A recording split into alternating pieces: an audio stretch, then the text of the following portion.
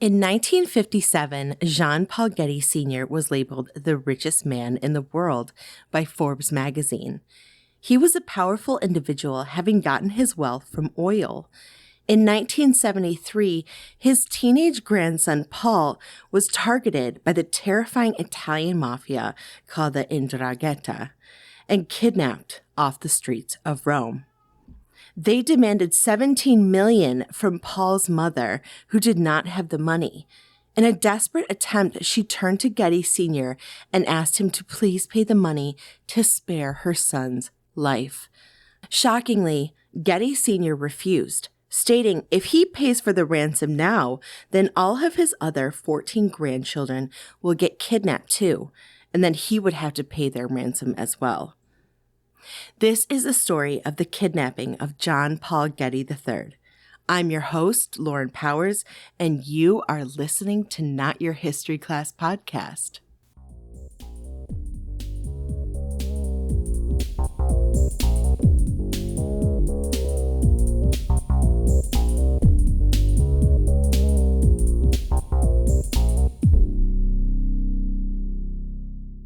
Our standard education has barely touched upon the depth, violence, and tragedy of human history.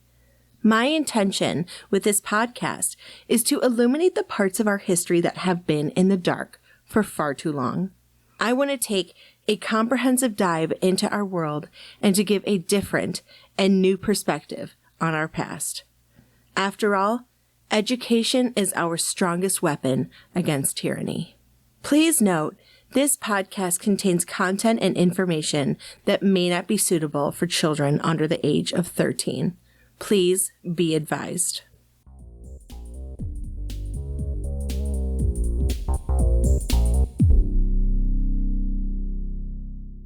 On July 10, 1973, 16-year-old John Paul Getty III, also known as Paul, the Golden Hippie, due to his bohemian lifestyle, was walking alone in a piazza in Rome when he suddenly disappeared without a trace. Not much is known about the kidnapping. In the 2017 Ridley Scott film, All the Money in the World, Paul was snatched by a group of men in balaclavas, and it was the middle of the night. In the Danny Boyle-produced show Trust that came out in 2018, Paul was leaving a nightclub when he was followed and grabbed by men in a vehicle and a burlap sack put over his head, with a strong implication that he was in on the kidnapping. 2 days later, his mother, Gail Harris, received a ransom request for $17 million. Paul's father, John Paul Getty Jr., who I'm going to call Junior due to many people in the story having the same name, and Paul's mother, Gail, had been divorced for over a decade. Harris did not have the money to pay for her son's ransom. Heartbreakingly, the kidnappers had Paul write a letter to his mother that said, quote, "Dear Mother, I have fallen into the hands of the kidnappers. Don't let me get killed. Make sure the police do not interfere. You must absolutely not take this as a joke. Don't give publicity to my kidnapping." End quote. Harris, desperately wanting her son safe at home, appealed to Paul's grandfather, J. Paul Getty Sr., who Forbes crowned as the richest man in the world in 1957. Getty refused to pay, leaving his grandson in the hands of violent and aggressive criminals. The reason it was initially thought to be a hoax was because Paul had joked with his friends that he was going to stage a kidnapping to get money from his grandfather. His friends stated that he was often running out of money, but it didn't seem to slow down his partying, which led to the speculation that he might be in debt. Paul's friend Klaus Ivan Billow had said about the kidnapping, quote, "Paul was more or less on the Spanish Steps together with other kids shooting up when it happened. When he disappeared, they just assumed he was on a binge somewhere. Let's just say he did not disappear out of his childhood bedroom." End quote. Due to the initial belief that it was a hoax, the authorities slowed the investigation until they were certain it wasn't a joke. 2 more letters were received, and a phone call from the kidnappers to Gail Harris determined it was not a hoax. Junior went to his father and told him he didn't have enough money to pay the ransom. Getty still refused to give him anything. Paul had dropped out of school at the age of 16. He had been living on his own, making ends meet by selling paintings, jewelry, and working as an extra in movies. Paul was a rebellious teenager. He had previously been expelled from a private school. He had been living in Rome.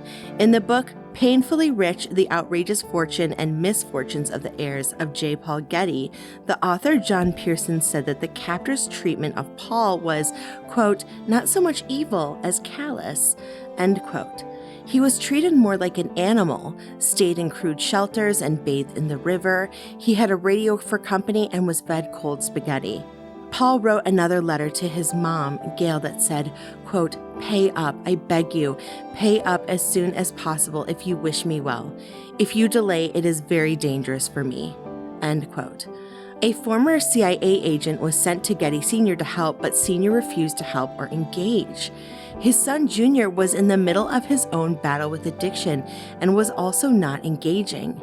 The head kidnapper, known as Cinquanta, kept in touch with Gail via the phone. In late July, now a few weeks after Paul's kidnapping, he yelled at Gail over the phone, quote, who is this so-called grandfather? How can he leave his own flesh and blood in the plight that your poor son is in? Here is the richest man in America, and he refuses to find just Millardi for his grandson's safety. Senora, you take me for a fool. What you say is just not possible. End quote. I want to get into the background of J. Paul Getty Sr. before I continue on with Paul's story.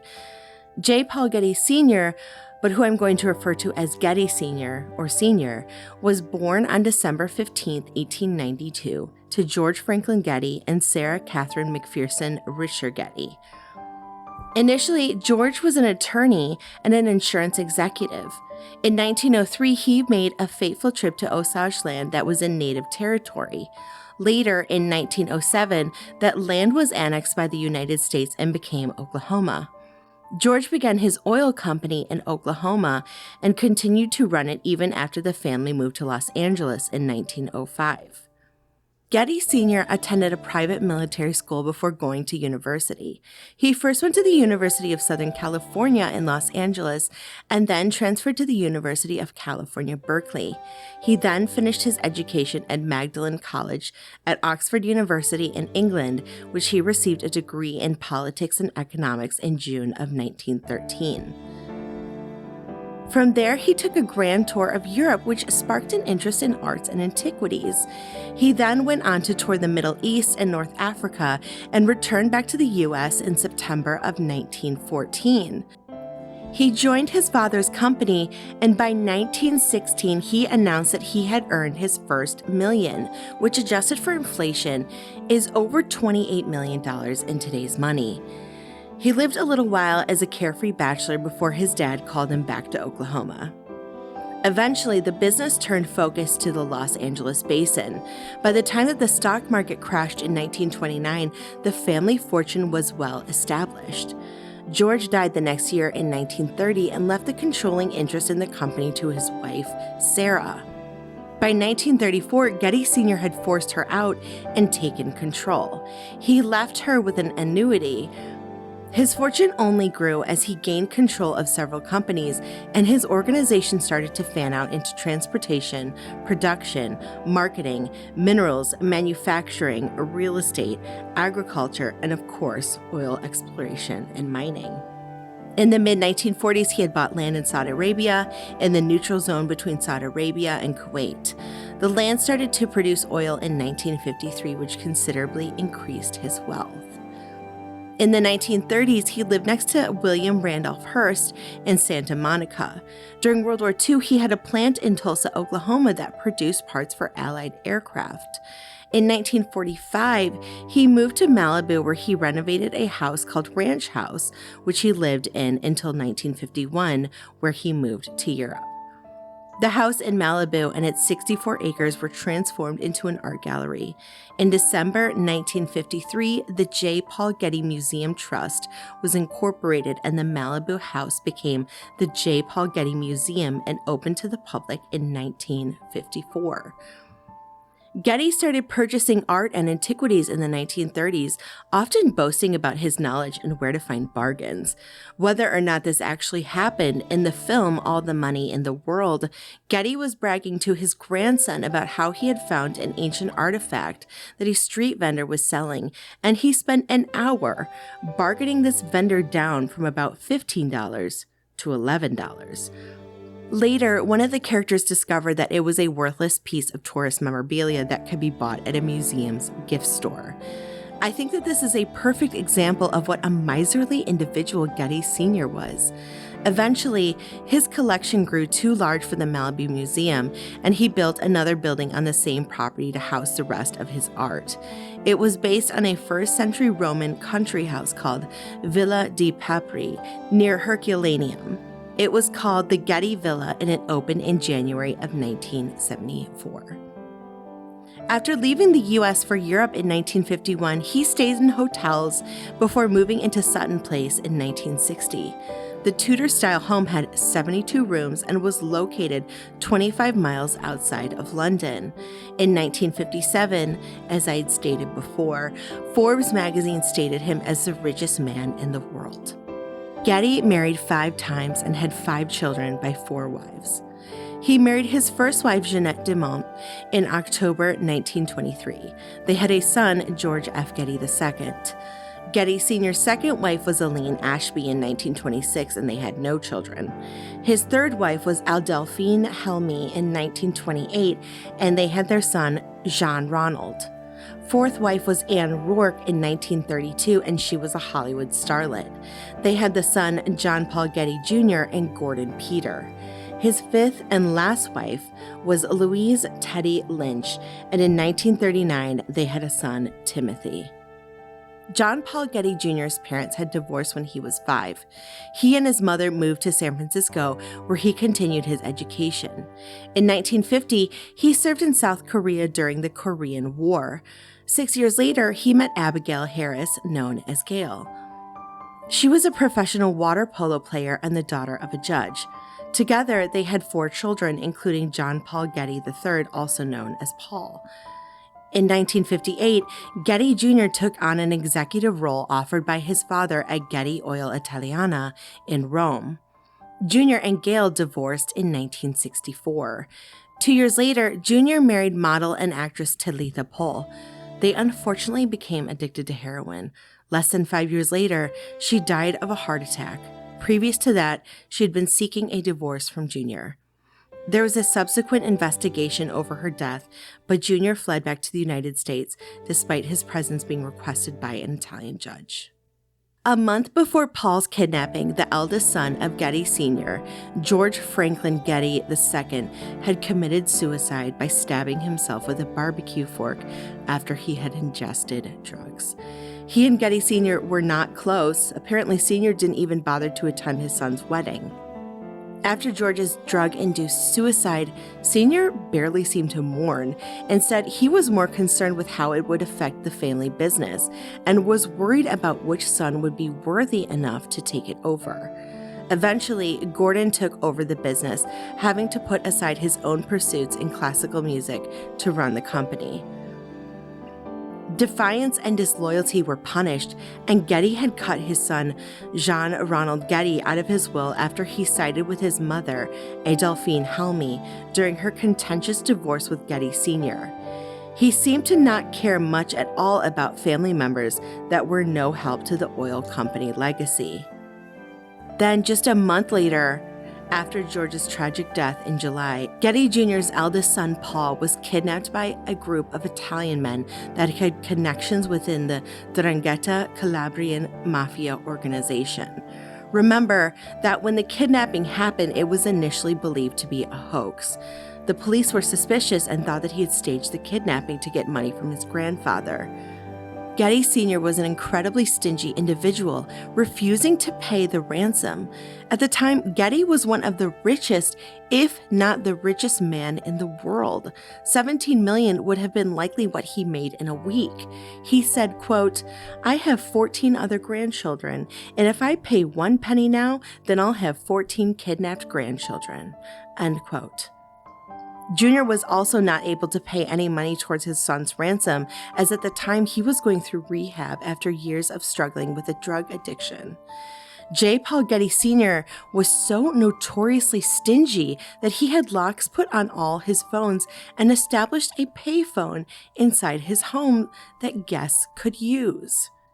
Since the captors had been unable to get any money from the Getty family, several of the original kidnappers dropped out and were replaced by other mafia members with a more brutal approach. For those who cannot stomach violence, please fast forward about 30 seconds as the scene I'm going to be describing is gruesome. This is where it was thought that the idea to cut off Paul's ear came from. It was a cold October morning and Paul was plied liberally with alcohol. His captors gave him a haircut, and the strong smell of rubbing alcohol permeated the air as Paul could feel the chilly liquid being applied to his right ear. They didn't use anything except brandy to numb the pain, and as Paul had a towel to bite down on as they severed his ear. In November 1973, 4 months after Paul had been kidnapped, the mafia sent Paul's severed ear and a lock of his hair to a local newspaper. It took 3 weeks for the ear to reach the newspaper office. At the time, the Italian Postal Service was on strike. The captors had reduced the ransom to $3.2 million. The letter said, quote, "This is Paul's ear. If we don't get money within 10 days, then the other ear will arrive. In other words, he will arrive in little bits." End quote.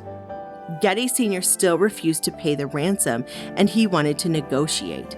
He agreed that he would pay $3 million, but $2.2 million would be the maximum from him, as it was the most amount tax deductible.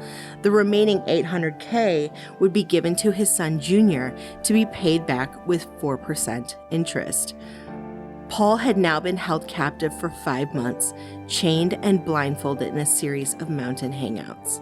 The agreement was that Getty Sr. would leave the $2.8 million in cash on the side of a highway in stacks of Italian lira, and the captors would release Paul. Different sources give different amounts that Getty Sr. and Getty Jr. paid. In some sources, it was $2.2 million. In others, it was $2.8 million, and I also read $2 million. Either way, it was certainly under $3 million. As an interesting little tidbit, the man who ended up helping to deliver the ransom was William Newsom II, at the time a lawyer in Tahoe City, California. He was the godfather of Paul. In 1995, he started working for the Getty family full-time. His son, Gavin Newsom, is now the governor of California. Paul was found 100 miles from Naples on the side of a highway by a truck driver, although other sources say that he was found outside a petrol station on the Salerno-Reggio Calabria highway. Paul was weak and shivering. Later, Paul tried to call his grandfather to thank him, but Getty Sr. allegedly refused to answer the call. Gail Harris said of her son's trauma, quote, "He will need time to learn to believe in love and affection again," end quote. Paul received reconstructive surgery on his ear, and his hearing was intact. Paul struggled with significant mental and emotional issues after his horrible trauma.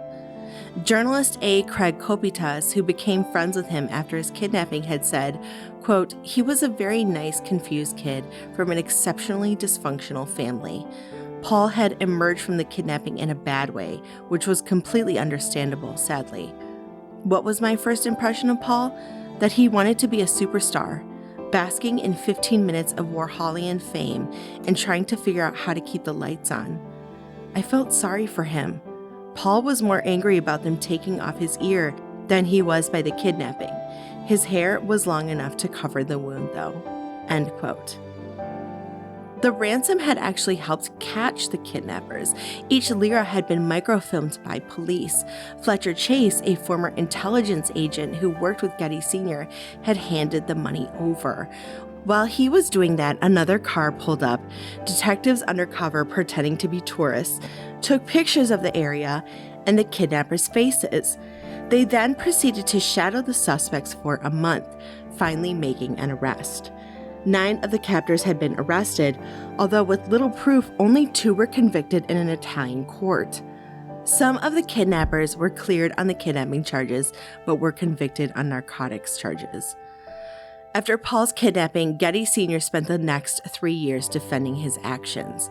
Getty Sr. also wrote in his defense, quote, "I contend that acceding to the demands of criminals and terrorists merely guarantees the continuing increase and spread of lawlessness, violence, and such outrages as terror bombings, skyjacking, and the slaughter of hostages, that present-day world." End quote. He tried to frame his narrative as if he was trying to protect his other grandchildren and also somehow society as well. In Getty Sr.'s memoir, As I See It, he talked about meeting Paul, his grandson, after his son Timothy had passed away from a brain tumor.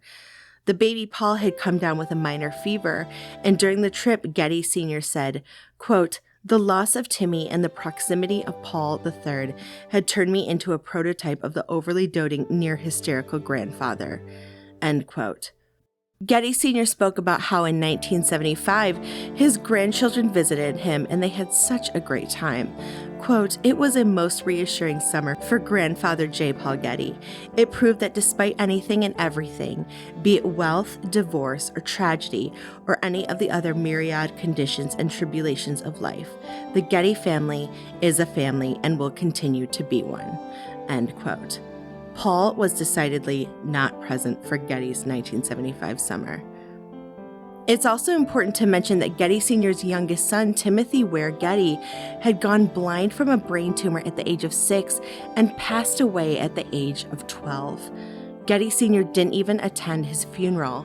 Timothy's mother, Teddy Getty Gaston, wrote in her memoir that Getty Sr. had gotten upset at her for spending too much money on Timothy's medical bills.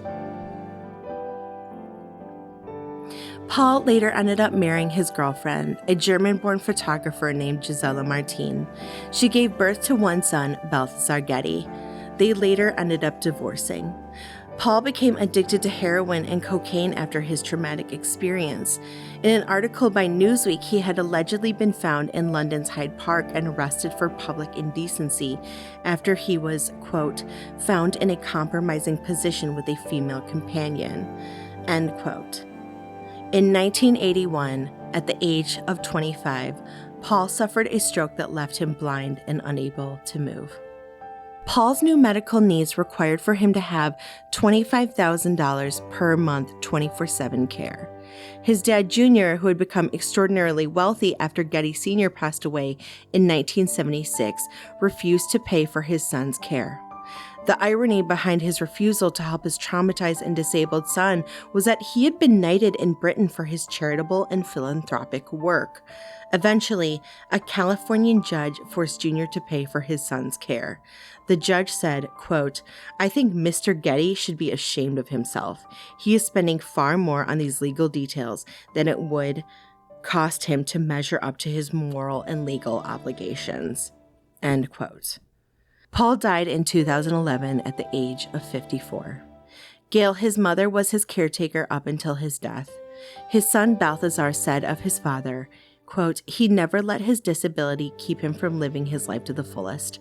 He was an inspiration to all of us, showing how to stand up to all adversity." End quote. I think what makes this story so much sadder is that Paul had been taken hostage at a young age, which completely turned his world upside down.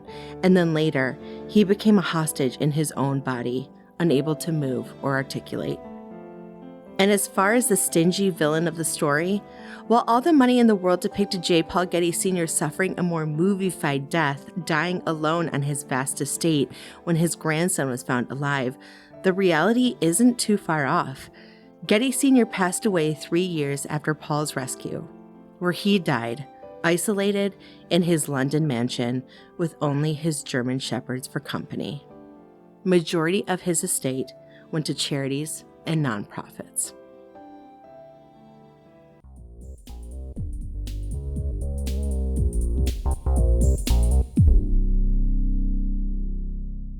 If you are looking for sources for this episode, please check out our show notes. Transcripts and sources will also be on my website, notyourhistoryclass.com. Researching, hosting, and production and editing is all done by Lauren Powers. Theme song and episode music is done by Mike Myers. You can find him at the Mike Show 42 on X. If you have any recommendations or suggestions for a future episode, you can direct message me via social media or email me at notyourhistoryclass@gmail.com.